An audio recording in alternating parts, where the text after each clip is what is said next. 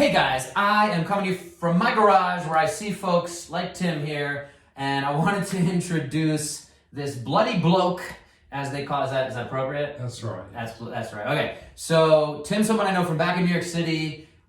He moved to Colorado first, and then we followed him here, him and his lovely wife, and now their child Wolf.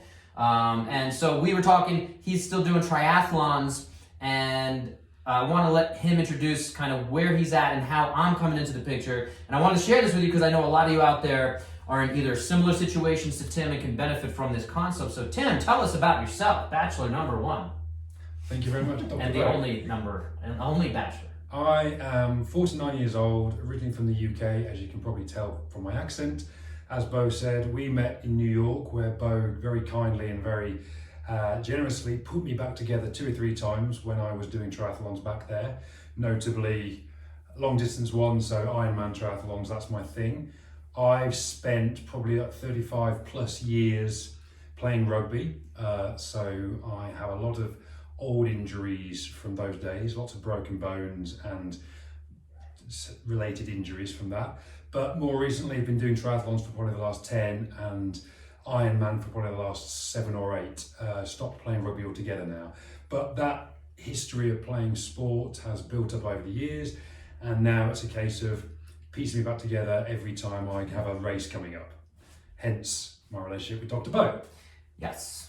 And you know, we do watch an occasional movie together, a drink from time to time. Now and again. Now and again. But we're gonna go through a few different assessments. I want to show you guys kind of how we're gonna look at Tim as a masters endurance athlete. Again, someone who wants to stay active for many more years. And he's neglected a lot of this stuff, even though I've had to put him back together. I challenged him here and I said, let's do this project where we're gonna show a few videos where we can show how we can not only put you back together when you're broken, but help you avoid being broken. Imagine that. So let's try it. Let's go to camera 2, camera 3. Now we're gonna see if we can look at some of these assessments. So I wanted to give a little transitional piece here, summing up a little bit of what Tim said. 35 years of rugby, broken bones, all sorts of injuries there, 10 plus years of triathlon now. So we're trying to keep all that in mind as we're also thinking about his goals. He's still trying to compete in Ironman triathlon, and then we're also thinking about even longer term how to help possibly avoid some of the surgeries, injuries down the line. So something to keep in mind as we go through this assessment. Just wanted to share with you guys a little bit of where my head's at as we're listening, as we're getting his history and thinking about where we're moving into the future. So what we're actually about to see, I wanted to also introduce, is the SFMA, basically head-to-toe Selective Functional Movement Assessment, a offshoot of the Functional Movement Screen.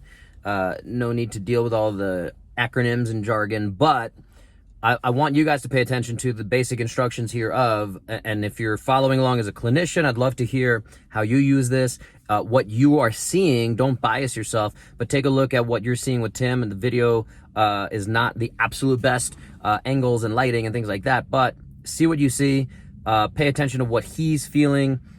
These are things I'm thinking of as a clinician, and again, I'm just sharing this assessment to see if we're on the same page, if there's things I could do better, if hopefully we can share concepts, and maybe how if we see that, what does that lead us to?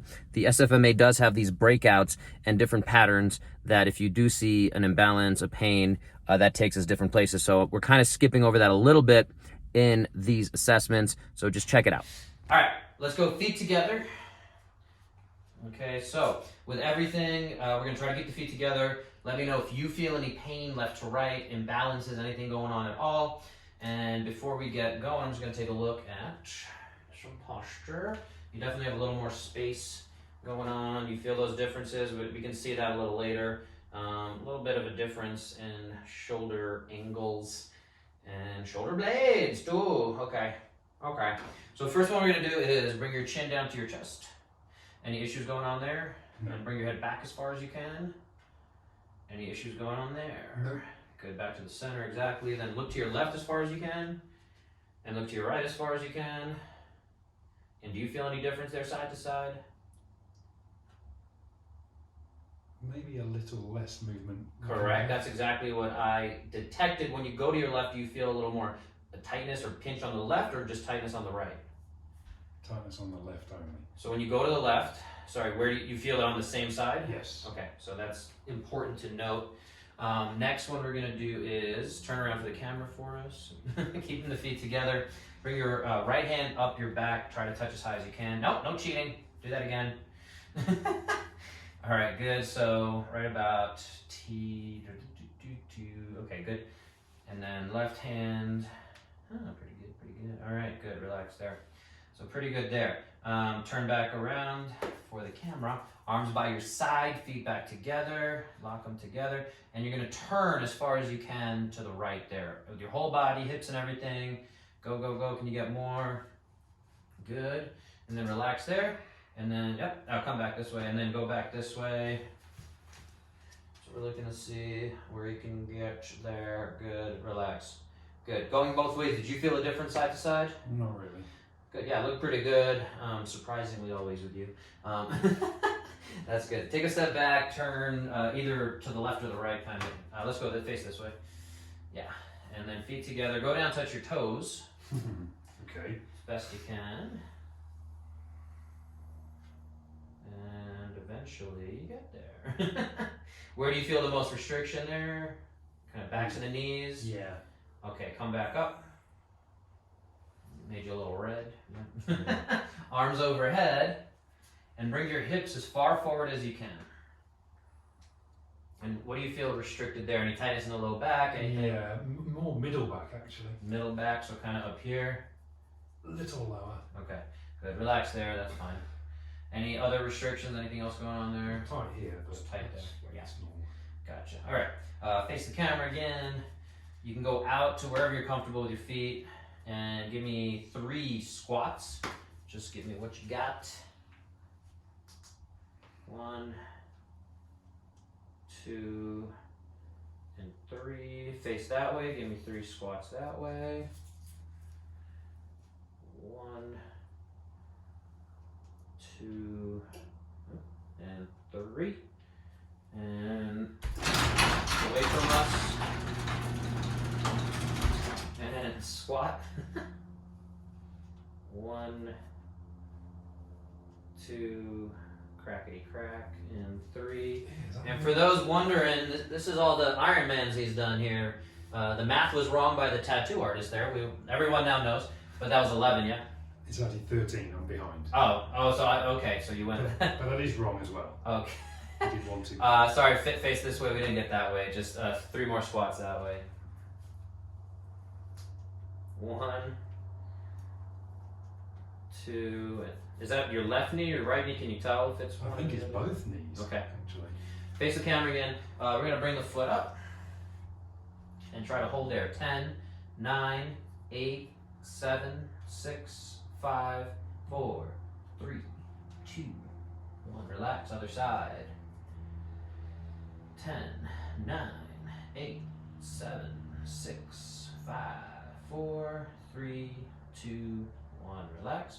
Same thing, right leg up. As soon as you find your balance, you're gonna close your eyes and don't break anything. 3, 2, 1. Good. Relax. Eyes open. Same thing, other side. Find your balance first. Close the eyes. 3, 2. All right, that's fine. So we're gonna keep going with other assessments, but I wanted to kind of say, if you just saw that, Tim has a few different things that are standing out that, again, I would expect based on his history with rugby, his history with Ironman triathlon, tightnesses, relatively basic things. We saw a little bit of the balance loss when he closed his eyes. Again, can be vestibular if we're going to go down some paths of understanding some of that. Squat pattern always has a little bit of things that we could improve upon. Very few folks ever have a perfect squat pattern. So a couple things we could look at there. And then we're going to keep assessing and looking at things and testing. And so would love to hear your thoughts at any point to jump in here and say, hey, what about this? Or you noticed that and maybe I missed it.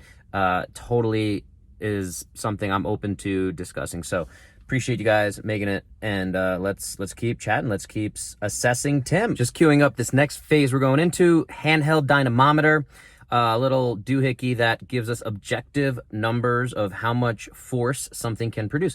So we're gonna see the beginning of that in this next video, and he talks a little bit about his history, a little more on the history of his shoulders, since we're looking at the shoulders here.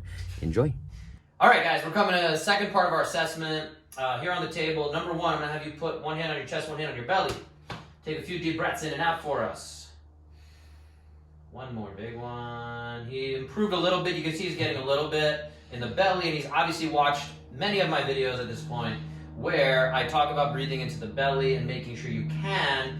He just got here from a long day of work, so a little to be expected is the fight or flight response up here where we get stuck. Always a good thing to check, but I also want to see, can he get down into the belly? Sometimes people can't even access that, so at least you can access that, my friend. Yes. And we would keep working to improve that. I think that'll help, and also send him reminders every hour to get out of the fight or flight, go to rest and digest. Another thing to note for his history that he wanted to share, you say it about your shoulders.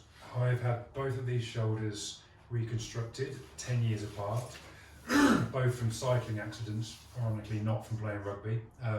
This one in 2005. It was a grade 4 ACJ separation, so they reconstructed that. This one in 2015, exactly the same injury from a different bicycle accident, and I've been pieced back together. Consequently, I lost a lot of strength and size in my right side, so my bicep, tricep, delt, and pec is a lot weaker than the left corresponding muscles, and I'm right dominant, so it's a little bit crooked. I'm also slightly lopsided in the shoulders because of those two surgeries. Which is noticeable, but not too bad. And again, because he's participating primarily in triathlon, right, it doesn't require a lot of balance per se between the sides. When you swim, actually, are you generally just looking one way, or are you doing both? Generally look to the right. Yeah, so that makes some sense with everything we're talking about. So we're going to move into our dynamometer testing. This gives us objective data, as objective as we can get without like laboratory testing, of how strong his sides are side to side, and also again trying to look at it through different movement patterns and put the pieces together. So I'm going to do 2 reps of each just for video purposes. Normally I'd do 3, but first movement we're going to look at is shoulder Ab Duction. So I'm going to press down as hard as I can here. It's going to give us a number, and I'm going to yell it out. So ready, and hold. 22.7. One more on this side, and hold.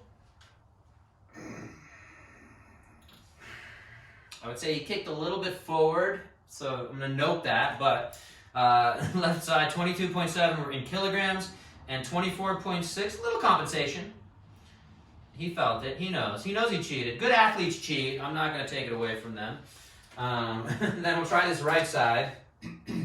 Ready, and hold. And you can see that gives a little bit. 18.4, again, the numbers are there. So this is something, and I felt a little crunching in there as well. So the different parts to the assessment that we can keep looking at. Second test here. And we saw that break at the end, but he actually did produce a little bit more force, 21.4 through the break. So again, we're doing some basic numbers. We're going to lay him on his back. I'm going to reset the video. Before we get to the next part, again, it's good to note and I've already shared these videos with a few folks of how they differ in their assessment if they're doing handheld dynamometry, or they're not using a dynamometer, so they're just using their hands and comparing strength side to side, which is much more subjective. But in terms of the way that we're testing that, are we in the same body position? Are we doing it at mid-range, or even at 30 degrees, or whatever it is? So are there testing protocols that are different? This is not something that is standardized throughout the industry. So there's some interesting aspects to that conversation. Love to hear y'all thoughts on that. But yeah, as we saw, Tim has a history, both of his AC joints getting injured in triathlon. Very dangerous sport, more dangerous than rugby, some say.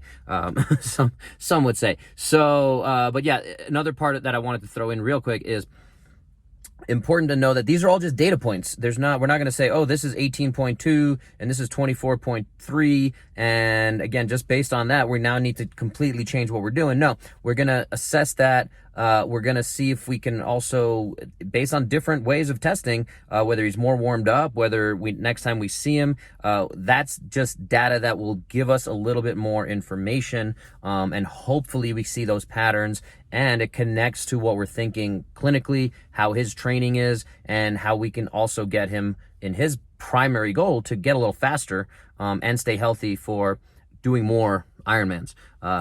So we'll keep looking at that.